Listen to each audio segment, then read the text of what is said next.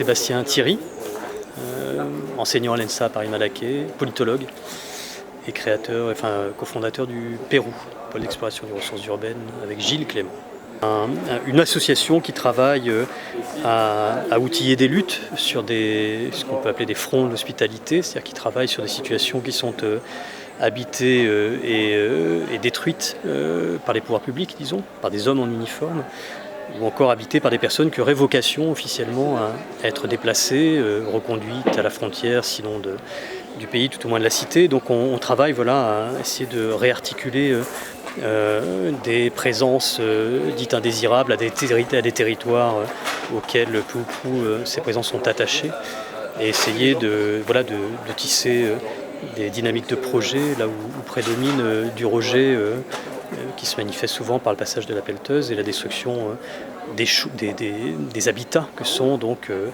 des bidonvilles, des jungles, des squats, etc. Déjà, ça prend des formes de vie, c'est-à-dire que je crois que très concrètement, et je pense que la chose la plus concrète, c'est qu'on vit là où on œuvre, c'est-à-dire que c'est une manière aussi de partager et de saisir ce qui, au milieu de ces situations très difficiles et problématiques, de saisir la vie qui toujours invente dans ces situations-là. Et donc la première des activités, c'est boire, bouffer, dormir, voilà. Ça, c'est très concret. Et puis donc ce que l'on construit, c'est plutôt si on parle en termes d'architecture, parce qu'on ne construit pas que de l'architecture, mais en termes d'architecture, mais comme de tous les autres actes construits de design, d'écriture, de photos, etc. L'enjeu, c'est parvenir à faire s'intensifier et se démultiplier des formes de mobilisation, des formes d'attachement, des formes de concernement, des formes de relations,